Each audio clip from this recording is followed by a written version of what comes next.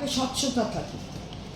Licence পাবে, clinical establishment licence যখন পাওয়া যায়, তার মধ্যে এই যে এত পেশেন্ট তারা ডিল করছেন, সেই পেশেন্টদের যে ওষুধপত্র দিচ্ছেন, যে ট্রিটমেন্ট করছেন, যে প্যাকেজ আছে, ধরুন কারুকে একটা প্যাকেজের ট্রিটমেন্ট করছে, যে তোমার এটার পুরো প্যাকেজ লাগবে এত টাকা, তাহলে সেটা ডিসপ্লে করে তাকে জানান।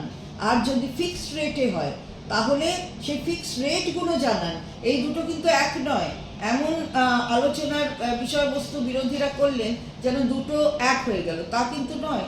দুটো এক নয়, প্যাকেজ এক রকমের, আবার ফিক্সড যেটা রেট হবে সেটাও সেগুলো বলবেন। এবং সেটা যদি চেঞ্জ করতে হয়, কোনো সময় হয়তো ওটা একটু বেশি করতে হচ্ছে, তাহলে সেটা কত বেশি করতে পারবেন সেটা প্রেসক্রাইব করে দেওয়া হবে স্বাস্থ্য দপ্তরের পক্ষ থেকে। আপনি একটা ইউনিল্যাটারাল ডিসিশন নিয়ে সেটাকে করতে পারেন না, মানে বাড়ানোটা। Private hospital, medical college, nursing হোমে lady doctor, lady nurse, lady health worker, lady পেশেন্টের প্রোটেকশনের জন্য কোনো প্রভিশন এখানে রাখেননি।